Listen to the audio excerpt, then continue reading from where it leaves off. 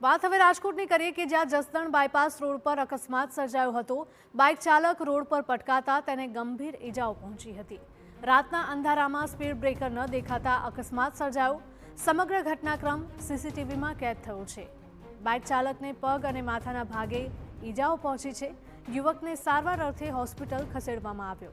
સ્થાનિકોનો આક્ષેપ છે કે સ્પીડ બ્રેકર એવી રીતે બનાવાયું છે કે સવારે પણ નથી દેખાતું, તો રાત્રે તે દેખાય તે શક્ય જ નથી અને તેના લીધે રોજ 2 થી 3 લોકો આ રીતે પટકાઈ રહ્યા છે। અવારનવાર અકસ્માતની ઘટનાઓ બની રહી છે, ત્યારે સ્પીડ બ્રેકરમાં લાઇટ ફિટ કરવામાં આવે અથવા તો યોગ્ય કલરકામ કરવા માટે સ્થાનિકોએ માંગ કરી છે।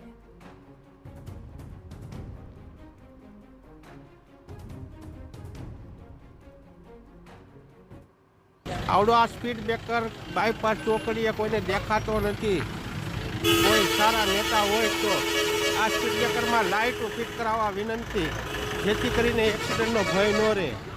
અત્યારે ડેઈલી 2 થી 3 જણા આ લોકો અહીંયા પડે છે। મલ્હાર ઢોસાની સામે જે સ્પીડ બ્રેકર છે ત્યાં કલર કામ અથવા લાઇટો ફિટ કરાવવા વિનંતી।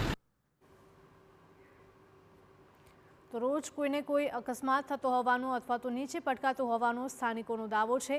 સ્થાનિકો દ્વારા એવી પણ માંગ કરવામાં આવી રહી છે કે આ બમ્પમાં કોઈ લાઇટ લગાવવામાં આવે।